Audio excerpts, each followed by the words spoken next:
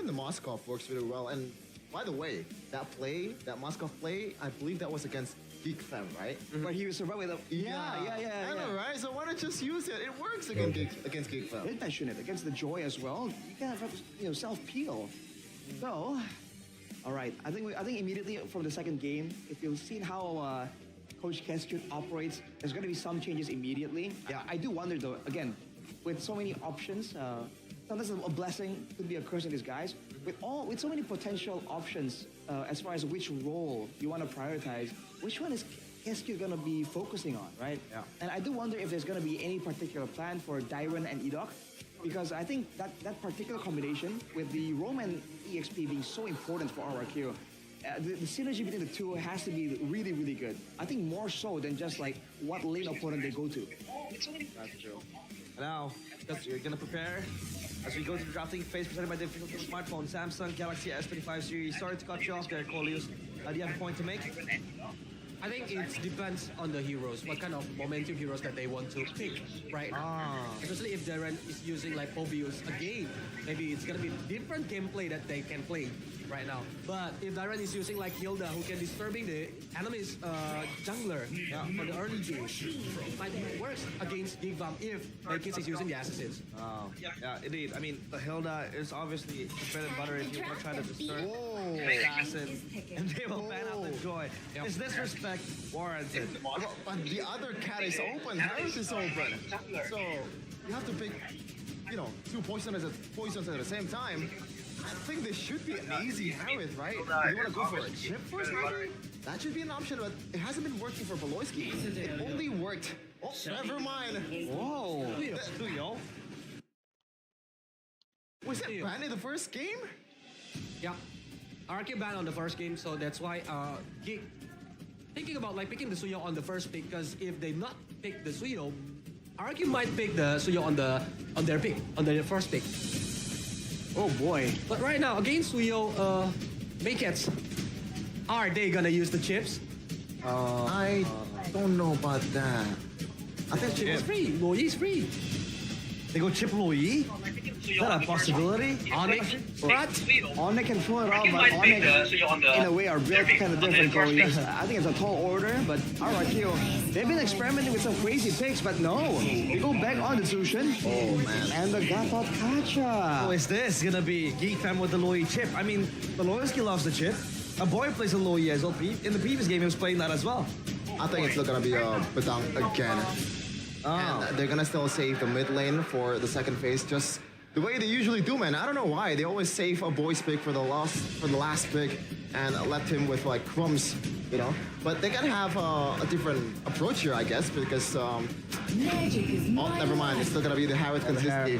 I mean, there's no reason for them to stray away from this almost guaranteed winning hero, in a team fight. Now the question is, what kind of frontliner do you pick? Oh, shocker! It's gonna be a Badang again. Oh, the 1-1 take up by RRQ though. So I guess it won't be a counter matchup against an Irithel. That's much is guaranteed. But yeah, the Farsa I think has to be respected immediately. And along with that, I don't know, heroes that can kind of like sustain from the crossbow of tag. Oh, Faramis? Oh, Faramis. Hey, Geek Fam have been bringing it out, Despite Mirko's advice, Geek Fam have been kind of adamant on going for that Faramis. And by all means, it is a signature hero for a boy. And you mentioned it, Colius. Depends on the pilot. Indeed. Because the pilot is a boy, right? Yeah. But now, I think it's gonna be a very aggressive gameplay during the early game from the Geek drop. Because they have Suyo, they have Badang. Yeah. It's very powerful on the early game. And they can give space for Kensiski to farming and join the team fight later. The Harith is a late game monster, right? But the Suyo and the Badang, I think really enables purely early game as well. I mean, with the Jawhead, it was so good. With the Badang, even better, because now you have a set. You have a sort of a way to just open up the map, and even the skirmishes is going to be very nice. But now, Geek Fam, what are they looking to ban? What are they looking to ban? First one is blue, so they want to secure an easy matchup for the EXP, but I'm still focusing my, what's going to be the boy pick here, because I feel like when Geek Fam is playing against a 1-1, they always need to somehow either pick the Farsa, which has already been banned, or pick either Lu or Yi or the chip. So look when he's getting banned. There's still an Eve. That might be an answer too, because considering that, you know, the last match, RQ versus Onyx, that was the saving grace. That RWM, a single ultimate from Sans, was able to get Savero down to 50% HP in a flash. You have to remember that the combo, right? The Yi along with the Zaman Force from the Harith, it means that you're stuck inside the Zaman Force, allowing your gold laner to output a lot more damage as well. Aside from that, being a direct counter to the Tsushin as well, seems like a double value pick for Geek fam. I don't see why they wouldn't go for it as they ban away the Fredrin. So once again, no utility available for Sitsujin. Yeah, just targeting Sitsujin down to the core, right? Forcing him to play yet another unfavorable matchup. I mean, the lane's still available, but do you want to go the lane against the Harith, right? It's going to be very hard for Sitsujin. So what are some sensible options then for Sitsujin? Oh boy, at this point, For looking at the hero pool that Sitsujin has secured in the regular season, not much actually, you know? He only played 7 heroes this season, and the ones that's left that has been picked is Yi Sun-shin Make some noise. and Ling. If there's no Valentina, how about Lucas? Lucas already been banned. yeah, it's bad. I by didn't see. Geek. Oh yeah. Because it's not Rudo, it's not Lucas, technically. But this is the issue also for RRQ. We talked about how they are so dynamic with the engages, and how they're trying to try and hinge on that using the Ruby. But now with the Godpot and the CC, yeah, they have sustainability this time, but they don't have a lot of catch at all. And they need survivability, right? Gimme and Phobius. Man, the front to back is crazy from Geek Fam right now. At the same time, you're up against a 1-1 too. Yeah, but I mean, the crowd control, the sustainability, and damage output, man, Geek Fam is overloaded if it's gonna be a front to back, and there are no assassins left around for Sitsujin to try and use. Assassin's Hero might be the option. Maybe another Ling, because he can aim for Kimi or even a contest with Suyo on the early game for the Turtle. Yeah. I mean, there isn't many choices for Ling as well, or Alpha. For rather for Sitsujin, Oh, but he no. will go the Alpha. Why the oh no? I don't like it. I don't like it, I gotta say. You're just walking into a lot of CCs, and Alpha is not good against CC, unless you have Matilla to bail you out. No. Yeah, Bail. but it's snowballing right now, I think, yeah. Yeah. Alpha very need the kill points. Yeah, I think the winning condition for the Alpha is to snowball early on. Maybe get those items go on, and now it's up to the casters to bring out the game. So Mirko and Gani, stage is yours. Wow. The Alpha last pick for RRQ. We thought we were going to be seeing like a weird pick for Sitsujin, perhaps something like a Yi Sun-shin again. They go for the Alpha, which is, I would say, just as weird. Like Shepard mentioned, so much CC on the other side. The Phobia's displacement as well. But, ladies and gentlemen, welcome to the Land of Dawn. You can see the Garuda wings of MPL Indonesia to fly us into this world. Edith, too, right there to welcome us. Let's see, will RRQ take game 2 to equalize, or will Geek double their lead? A boy mid with a Kimmy. Let's see if this guy can make it happen again. Who are you to shred as the Alpha? Usually you see a Baksha on the other side, you know, a tanky boy like a Gatot even, and then you say, sure, let's go Alpha, let's shred him. Big kids, Suyo isn't tanky, not that durable. The Phobias, I guess?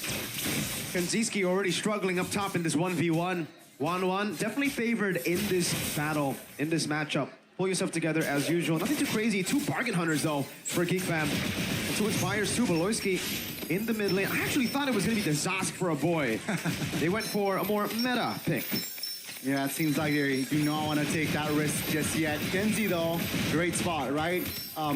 Already popped his Purify, so that's just Kenzie. Got to play it very, very carefully in the lanes. A quick setup in the bottom side though, but Dyron, for now, is able to space out from that threat. I just really love the understanding of Geek Fam as to like how the individual matchups play out. They know that they can't go up top in the gold lane to help Harith. Harith in this lane, for the most part, is just going to be there to farm up. So instead, they rotate down below to get prio for Gobs, who's also in a losing matchup against the CC, giving Gobs some more space to breathe, and now he doesn't get punished as much as he should have in the early game while going up against the CC. Okay, now, both teams just touching and going, trying to trigger spells. And for the first turtles, of course, it's going to be RRQ here moving as a unit, 4-man rotation, rotating towards the mid to get that mid prio. Yeah, good prio. Rin's already zoning the back again. Gops able to get level 4, but a boy isn't level 4 just yet. Tyrant, Curtain Call, a boy able to walk just in time together. 2 big ultimates already used out. No Crimson Beacon and no Curtain Call. Makers level 5 to Sutsujin's 4. Let's see, that's going to be Rin's taken down first. Uh-oh. Sutsujin doesn't know what to do. Not using his Spear of Alpha. That could have been a big play to win a team fight. Hesitation from RRQ. Sutsujin has another shot. Who will he go on? That's a pin down over. Only one member. Lock for the Spear of Alpha. Gops goes in for the pursuit of the Tyrant. Again on Sutsujin. Edok looking for the kill, but Malloy gets away. The juke from BBB. And of course, Scabs will be able to lock Sutsujin down. First turtle goes to Geek Fam. What happened to RRQ? The clean, calm, composed early game system of Keskute is breaking in front of our eyes. We saw the keys to victory for Geek Fam. Bring it to late game, where that inevitably happens, but for RRQ, it's not even functioning right. Keep in mind, folks, that RRQ, they're the regular season champion. Right now, 3 minutes in, they're behind 2,000 gold. That is significant. And it's so glaring that this 2,000 gold lead, yes, was from Geek Fam outplaying RRQ, but also from RRQ hesitating. Also greedy. Greedy, hesitating. It's weird. Sutsujin, while he was at that choke point, he was, I think, able to get like a 4-man Spear of Alpha there. But he hesitated, he waited, and it was like, he doesn't want to go with some of those resources burnt out with Rins. Now they're kind of in a tough spot, man. Again, we gotta remember that RRQ kind of need the first few turtles. It's a juice in Alpha. Yeah. They get outscaled by the Kimmy, even the Harith. The only lane that RRQ has to play with in the later stage, I guess, is where the CC outscales the Phobias. But even then, it's both XP laners aren't really the best in late game anyways. It's not a 1v1 for that EXP, but you mentioned it. 2 big resource was used already. So maybe perhaps that's why Alpha also is looking for a pick. Uh-oh. In the bottom. Oh, good flicker from Gob. Now look at 3. Doesn't tear.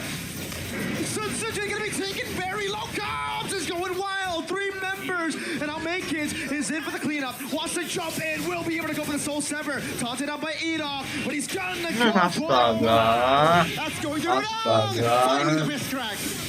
Makins is unkillable. Tyrant can't get to him up top. Genzi. A little Soloed. too aggressive.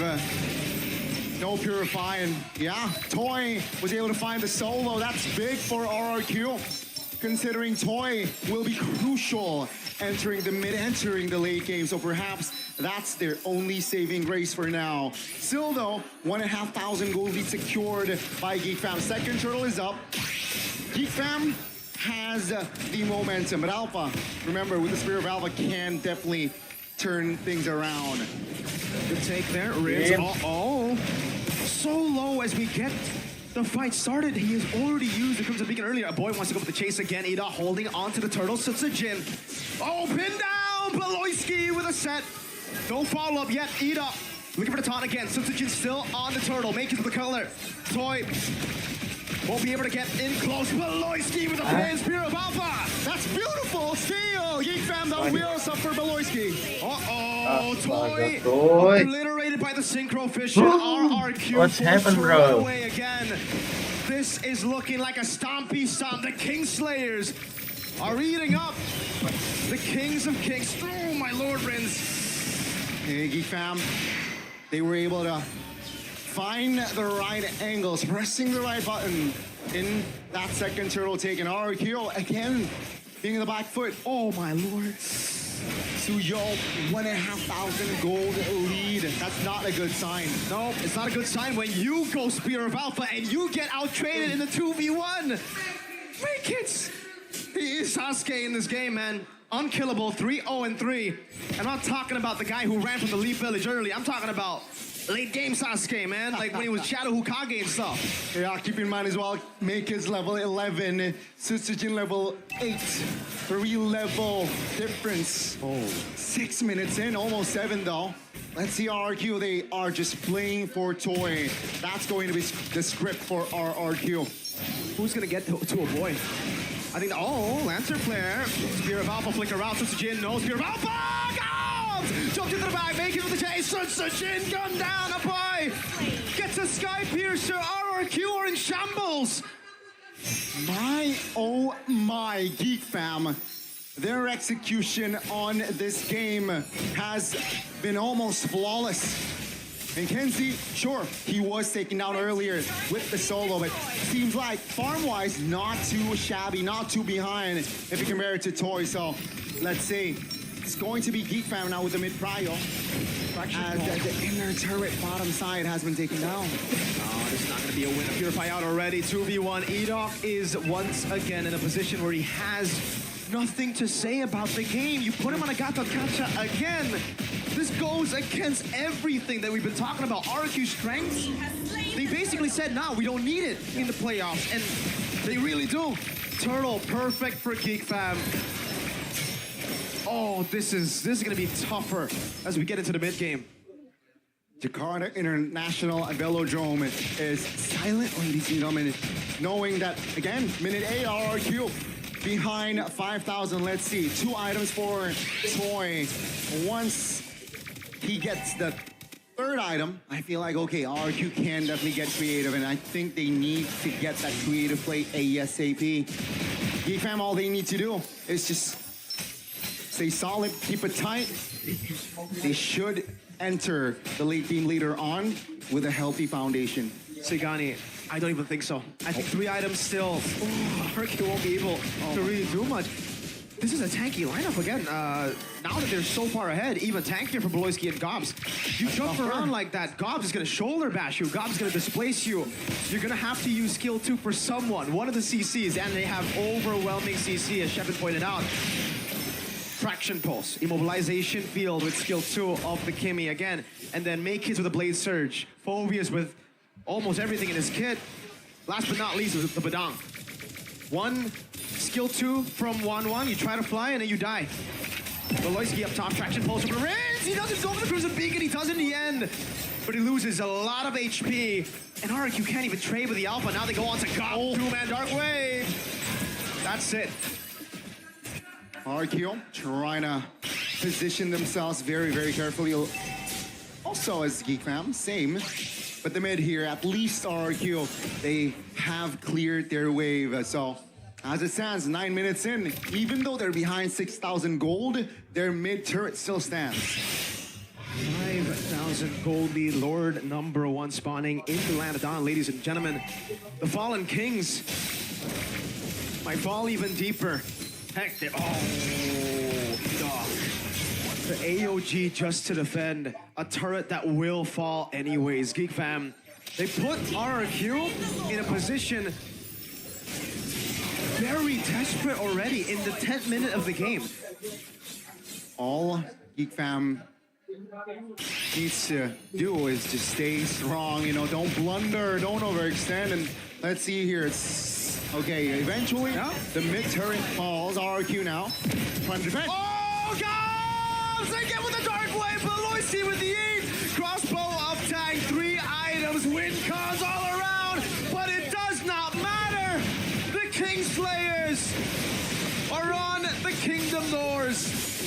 Geek Fam again applying more pressure with the Lord relatively healthy in the bottom side, and it seems like it's going to be 8,000 gold lead already. RRQ, is this it for game 2? They're not even knocking on the gates of the kingdom. They are barging in. Base turret.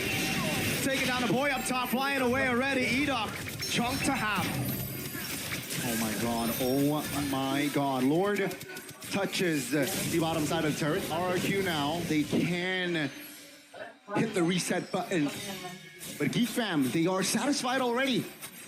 Almost 10k gold lead and mid turret cracked. All they need to do now is just keep, again, just don't blunder, don't overextend, especially for Beloy and as well as Gobs, their frontliners. But Kenziski, I'm sure his farm is already great. Heading towards the late game, Harris, full item. That's a nasty Nasty Harith. The Phobius this season for Gobs has been tremendous. Yeah, this is his favorite pick in the regular season. He does really well on it, and you finally get to see it here in the playoffs because for some reason, we haven't seen it. Real-time victory rate, the opposite of the audience prediction. Samsung Galaxy S25 series brings you this 77 to 23% of RRQ. I'd go as far as to say that it's more 85 to 90%. Looking at, again, RRQ's composition that needs to win early. This is a Geek Fam outscaling composition already. That's winning in the early game. Now a pin down onto Edok and AOG defensively. Gob has Flicker into the jungles of RRQ. Keep in mind, Miracle, yesterday it was RRQ and Onyx 85 to 15, the AI prediction. Yep. And it was 15. Onyx finds the comeback. So, perhaps will it be the same story here for RRQ? Will they find the angle for a comeback? Are we talking about the Tigreal Edok? Is that the game? That was that was Onyx defending. The 15%. Oh, traction pulse up, boy! What? Curtain call on him, Flicker out again, no damage. Dr. Flicker coming down as well in the back line. Geek Fam crumbling. 15% is all RRQ needs. Geek Fam. What was that? Tyrant caught by the dark wave. Now they go all in. Taunt from Edo. That's going to be RRQ collapsing onto his cars. 3 members of Geek Fam down. Oh, no. Oh boy, and Kenziski with a massive blunder. RRQ are back alive. Their hopes grow by the second. That win rate probability is going down slowly but surely for Geek Fam and is rising toward the kingdom. Can we smell remontada in Game 2? They were behind, almost 10K? They have cut it down to half.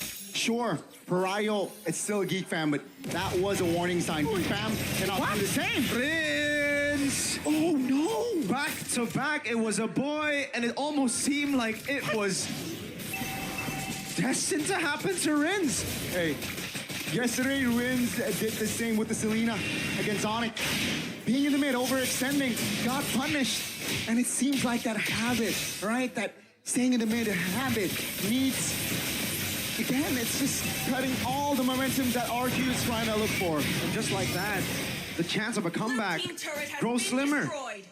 It grew because of a boy, now it gets slimmer because of Rins. And it's the opposite teams, ladies and gentlemen. 5,000 goldies still for Geek Fam. And again, if we go back to the drawing board for Geek Fam, for RRQ, it's still RRQ at a disadvantage. They've lost the mid lane base turret. They're a composition, and again, plays more early to mid. They'll, traction pulse, Rins. Not again, right? Okay, he gets away this time, but yeah, RRQ are going to get outscaled. Oh no, how did Edok with a taunt, Dom to cancel already, Dark Wave to cancel it out one more time, big crack! Edok playing in a position where it's more Tigreal than Gapdot, you know? Geek Fam does not give the time for Edok to hit that AOG.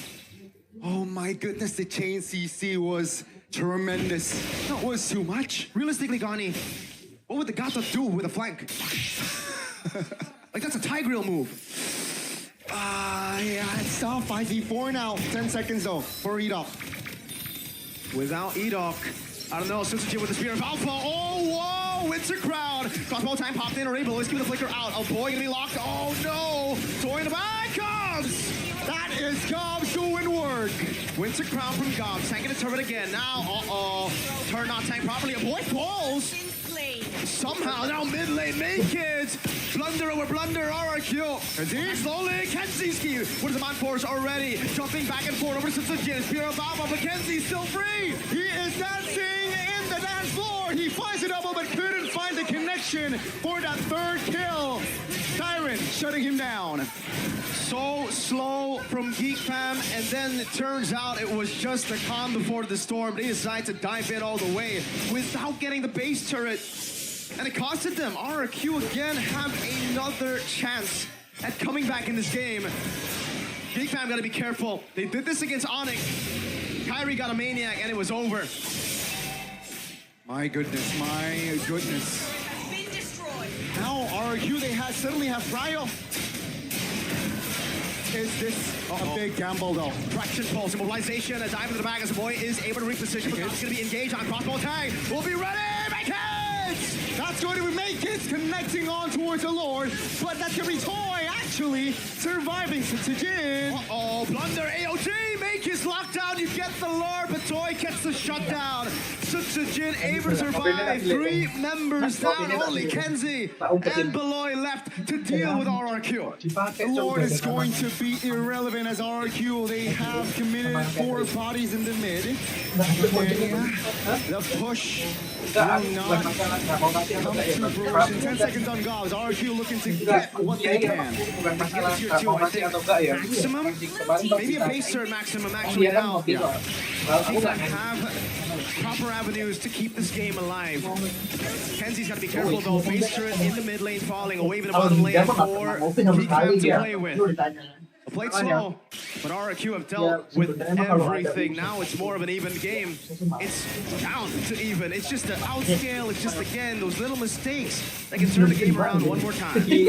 Boys, gotta remind you guys, back at home, this is just game 2 and we are 18 minutes in. Luckily for RQ, the Lord will spawn in the bottom side of the map, because far lane, they still have a turret. Let's see, RQ, can they complete the comeback from a 9,000 gold lead?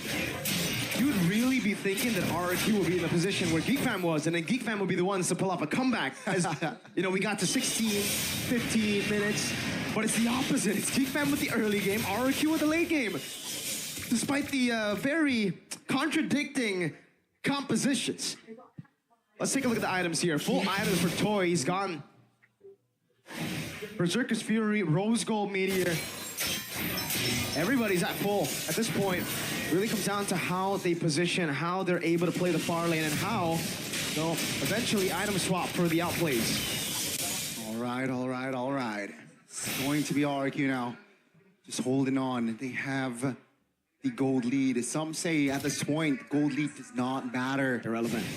Winter crowns, though, will be one of the key factors here, especially if you're a Geek Fam, considering you're going up against someone who is fed already. So, seems like a boy does not care. He went for the penetration item.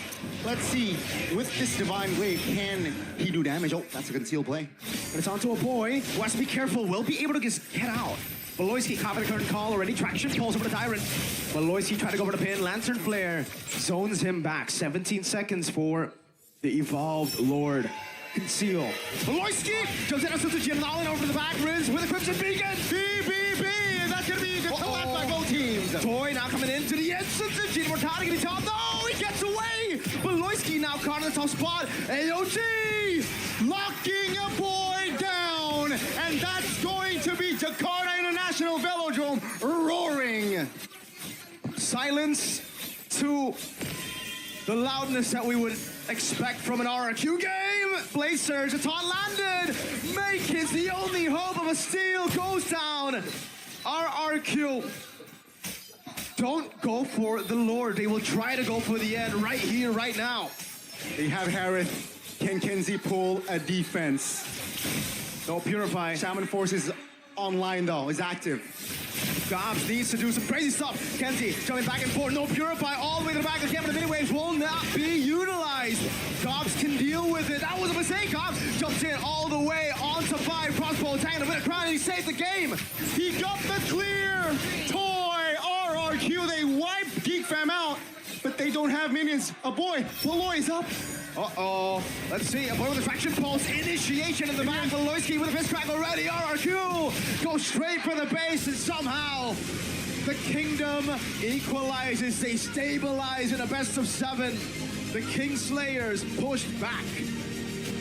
They were behind by a lot in this game. 9,000. 9,000 gold lead from the side of Geek Fam, but the Kings of Kings, they were able to find an angle to not just neutralize, but they have equalized in this best of 7. Alter Ego versus BTR, a generational throw. That was pretty astronomical, my friends.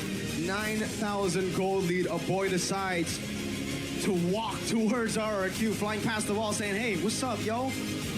He's caught in the wrong neighborhood, got popped instantly. Sheffin, oh, I can already feel the aura of the billion face palms that he is currently expressing. Probably, I can see the smile on Arashi's face, laughing at Sheffin.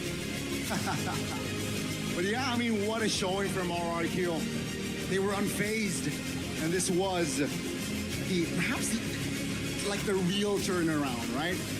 For RRQ, the real foundation built. It was 20 minutes in, folks. This catch on towards a boy. That was very, very expensive. There's no real reason for Geek to really be in that position there. Make kids.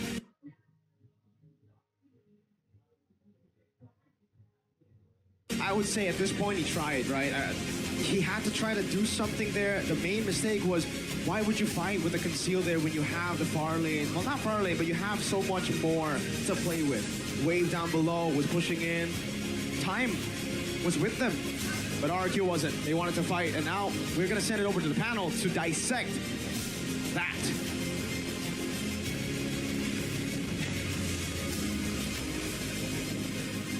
I don't know. What was that game? Because RRQ was still able to turn things around after Geek Fam were stomping on their face. It's a 1-1 now equalizer.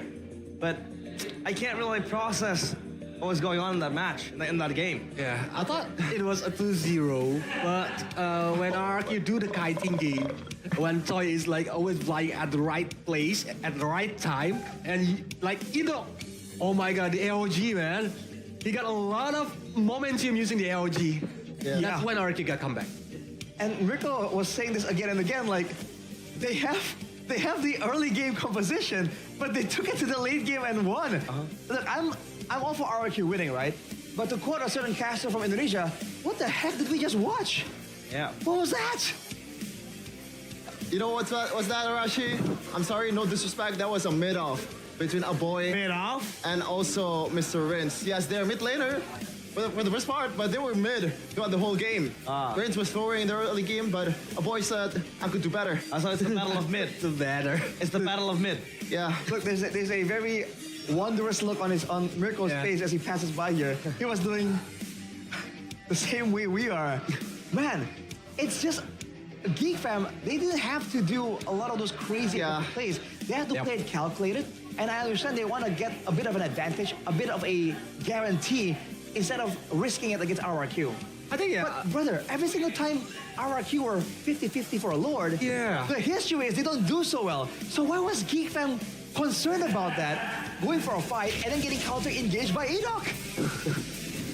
Polinos, please shed some knowledge. But RRQ put a good bait for Geek Fam. They always took the bait, and even Alpha from Sutsujin is not starting the momentum. You just wait until Geek Fam is coming, and use the steal of Alpha. Counter-engaged, basically. Yeah. But obviously, the follow-up behind that is Enoch, the player of the game presented by the official tournament smartphone Samsung Galaxy S25 series. Enoch with the Gatot Kacha. At this point, I'm inclined to tell and call him Enoch Kacha or Gatot Enoch because he has been consistently playing this hero to its best. Sometimes, he has to stay off, but on this match, I think he landed 2 or 3 clutch AOG. I gotta give a shout out to Dyron though, because a lot of this damage that you're seeing, yes, it's Toy, but Dyron was doing a ton of damage, and that first shutdown onto a boy, followed by Kenziski, was started by Dyron showing up behind the Kimi somehow, some way, and then shredding her down. And that was the story of the game. In the late game, Mirko mentioned it. The only late game angle for RRQ is that the CC is going to be way more dangerous than the Phobias. Yeah. And right here, if you look at how these fights were going, when RRQ were able to spread the fights apart, there was less security and less safety for Kenziski and a boy to output the damage. And when it's just 5 different 1v1s, man, that CC definitely brought in a ton of value, especially with the curtain call kind of getting the damage shared upon 2 people. Look at this. This is the final curtain call that kind of seals the game, right? Oh boy, trying to get away, Kenzie. Bang! Unfortunately, he got tied down. That's just how it is, man. Yeah, this one. Let him walk back. Maybe just to see. I don't even know, man. And even the end sequence here, man, the fact that the wave was cleared and they were waiting for it. We were looking at the death timers. Oh, it's only a boy, no burst damage, probably can clear that easily. With 5 members on the board, funnily enough, with all these fighters, they can tank some aggro, they can do a lot of bursty amounts of damage. It kind of worked out towards the end sequence. Yeah, and I think it's still the same issue from Geek Fam when facing against Onyx. They almost win the game, they control the early game, but only can get comeback because of the miscalculation. Yeah, miscalculations misplaced by Geek Fam. And I think, Oh, dude. the way they were able to close the game out, was it Rashi? You realize 0 deaths on Yeah. Talon?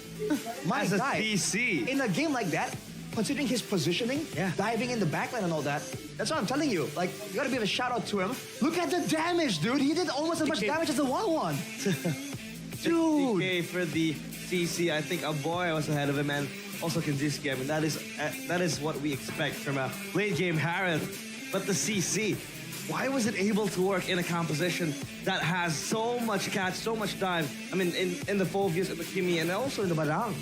Yeah, as long as you're, putting the trap in the right place, if Geek Fam, gonna step into that, then it's an easy punish, man. There's not much punish instead of maybe just Genziski going into as a Man Force full on combo on towards Siren.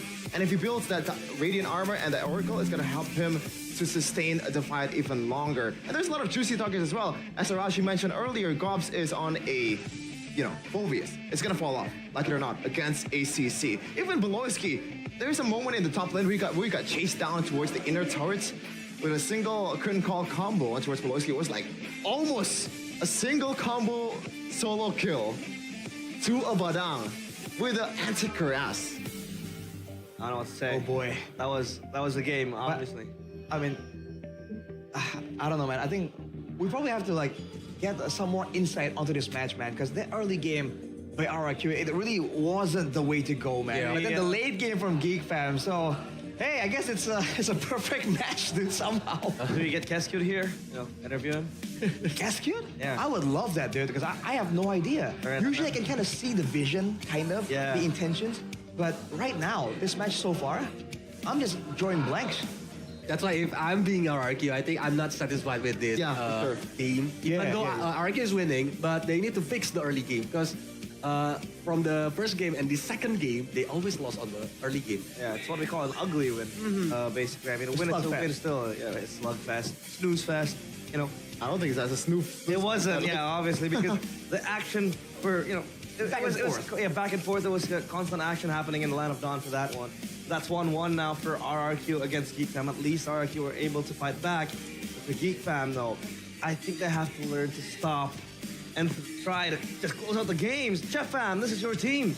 I don't know, man. I'm still wondering about that boy moment. It reminds me of that. I think it's less worse than Susujin's dive towards the bottom lane there. I gotta throw some jabs first before I wanna kind of criticize my team here. But Sure. again, when you got the traction pull is so a really good punish towards the dashing heroes of RIQ. So when Susujin is getting caught, that should be I guess that was a bait, but I don't think that was a big bait towards a boy. He could have just played it safe, man. I'm just still baffled.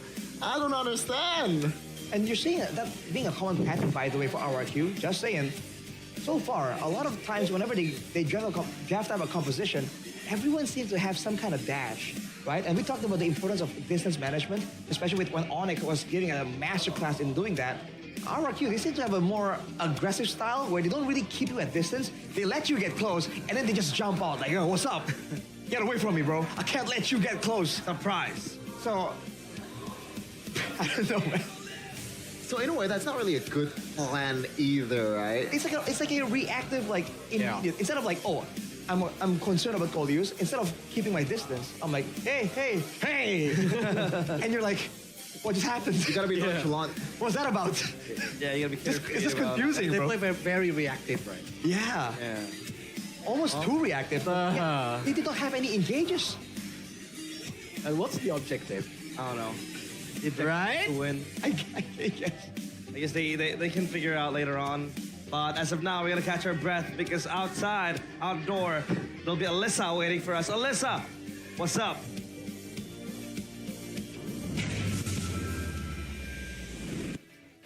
Melaporkan langsung dari Apple Festival, mana suaranya? Wih, ramai banget ya ternyata di festival ya. Ini Luar berasa di rumah biasa. saya sendiri loh ini ramainya kayak gini. Oh iya. Iya. Alisa, Oke, tumben datang ke sini ada apa ini? Iya dong, kita mampir karena di sini lagi rame ya. Dan juga pastinya nggak kita berdua aja, Ya. hanya ada Alisa dan Kak Gio, tapi ada juga... Mas Ade. Wow, halo. Mas Ade, apa kabar? Gimana live streamingnya? Wah, seru banget di belakang, deg-degan sih. Oh. Takutnya Oh, bohong, Cena.